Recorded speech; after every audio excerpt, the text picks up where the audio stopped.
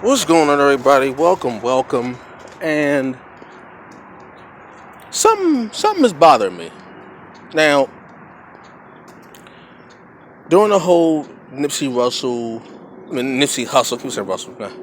During Nipsey Hussle's murder, they have since found the alleged assailant, Eric Holder. They now have him in custody, and he's awaiting trial. Right now, he has legal representation, which is fine. That's his right. As a U.S. citizen, you have right to legal representation. My issue isn't that he has legal representation. I find it very odd about who is representing him. For those who don't know, the attorney who's representing him is Chris Darden. For those who don't know who Chris Darden is, a while ago, long time ago, the famous or infamous O.J. Simpson trial, the trial of the century, as it was called, where he had a dream team. If the glove don't fit, you must have quit. Um, Johnny Cochran and all that stuff. Chris Darden was on the Dream Team. He was one of the lawyers on the Dream Team. He is representing Eric Holder. Some things I found weird about this. One, it is said that Chris Darden is representing Eric Holder pro bono, meaning Chris Darden is doing this for free. Well, also mean that Eric Holder don't have to pay. He's doing it for free. My question is, I want to know who paid Chris Darden's retainer to represent Eric Holder. I find that weird because the narrative that's going on around with this particular story is that this is just gang violence, regular street gang violence, right? Just some regular random shooting. Okay, that happens. Well, why is it that on this particular gang related violence, quotes, that Chris Darden is here? There have been plenty of gang violence going on for many, many years that Chris Darden was never a part of. I want to know why all of a sudden he's representing Eric Holder, the alleged murderer. I say alleged because it has to be, you got to go through trial to be proven. So you say alleged, but it's a lot of things that just bother me. One, where's the getaway driver? Because we were told that there was a getaway driver, a woman. Well, she drove Eric Holder somewhere after he alleged murdered Nipsey Hussle, but she was not arrested. She's not detained. She drove Eric Holder, the alleged murderer, somewhere after the incident happened, but she's not detained. She said she didn't know, and that was enough to just let her go. Someone commits a crime, whether you know they committed a crime or not. You drive them somewhere. You get pulled over. The person that you're driving gets arrested, but all you have to say is, "I didn't know," and they let you go. That's a strike one for me. That don't sound right to me. Back to the Chris Darden thing. Why did Chris Darden all of a sudden decide to pick this particular case to represent? and do a pro bono? Because I'm pretty sure an attorney of his stature, of Chris Darden's stature,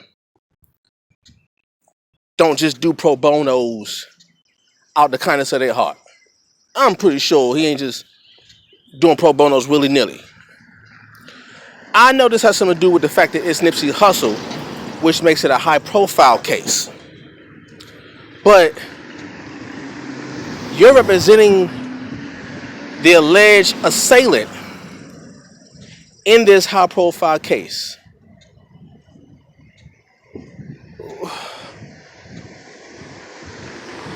Who paid you, Chris Darden? I was going to get right to it.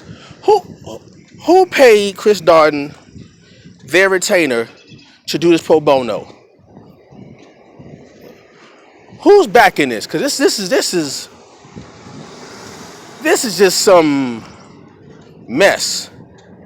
First of all, the bail for Eric Holder is $5 million. The bail for Eric Holder is $5 million.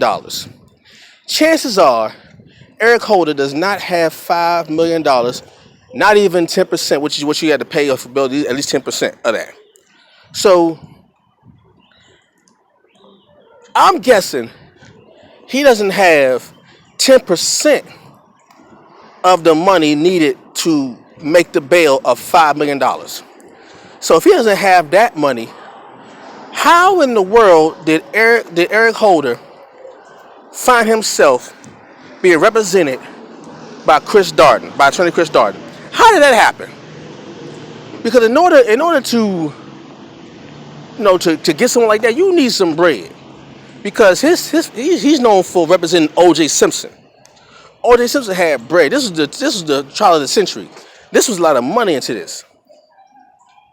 How were you able to get represented by someone of that caliber, and you yourself most likely don't have the money to make the bail? If you did, you would have done it already.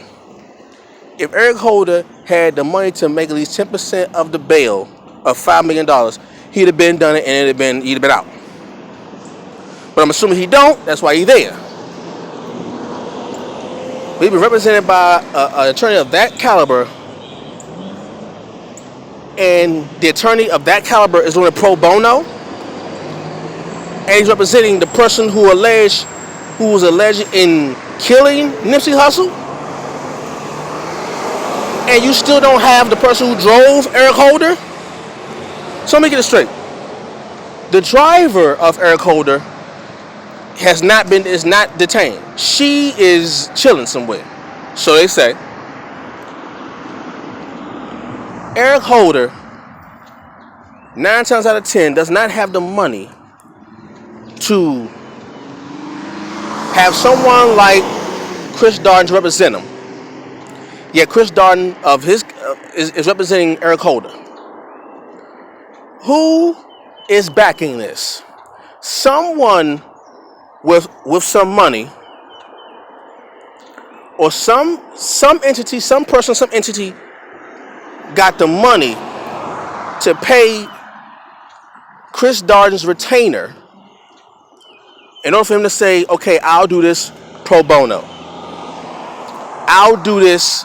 I'll do you a solid. I'll do you a solid one. I'll do this for free because you paid my retainer to represent Eric Holder.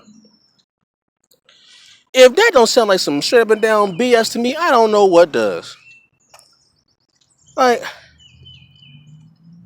come on, man. I know nobody wants to say the whole conspiracy thing, but this is just like some. None of the facts add up. None of it adds up. The driver, at least the driver ain't detained. I mean, if Eric Holder's trying to get away from the scene, you drive him from the scene. That makes you a getaway driver. That's where the term comes from. Eric Holder's trying to get away from the scene. You drive him somewhere away from the scene. You are a getaway driver. Whether you know it or not, you are an accomplice. Eric Holder made the woman an accomplice.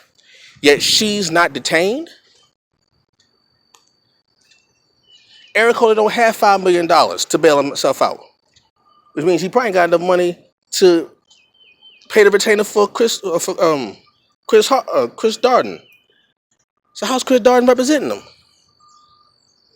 It's crazy. The math don't add up. The math don't add up. Peace.